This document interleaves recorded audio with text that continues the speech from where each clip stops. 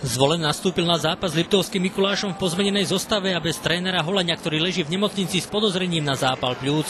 Lepšie začali Liptáci, lebo domáci nevyužili v úvodnej 10-minútovke 3 presilovky, z toho jednu 38-sekundovú 5 proti 3. V 16. minúte sa medzi kruhmi svojou agresivitou presadila dvojica Heš s Halajom a druhý menovaný otvoril skóre. V druhej tretine tlak domácich postupne narastal a ich aktivita sa dočkala odmeny v 33. minúte, kedy Sivákov nahodený puk dobre spracoval Dubec a gólovo zakončil. V tretej tretine sa Zvolenčania snažili dostať do vedenia, no natlaková hra im nevychádzala, hostia trpezlivo čakali na svoju šancu. Tu im ponúkli sami domáci. Od 57. minúty mali totiž Liptáci výhodu dvojnásobnej presilovky a Pavel Kunstát 166 sekúnd pred záverečným klaxónom tvrdou strelou po druhýkrát prekonal Jána Laca. Liptovský Mikuláš sa tak po výhre 2-1 ujal vedenia v sérii 1-0.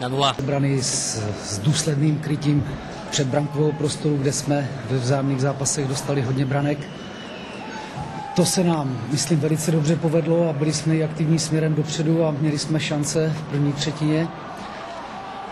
Důležitý moment bylo, že jsme přestáli první 3 vyloučení, které byly na naší straně. Ve druhé třetině nebo v té druhé polovině druhé třetiny jsme, si myslím, trošku upustili od té naší hry a už to nebylo tak důsledné a soupeř vyrovnal. Utkání rozhodly přesilové hry. Já si myslím, že jsme měli rozhodnout dřív v těch přesilových hrách, že jsme mohli utéct už na 2-0.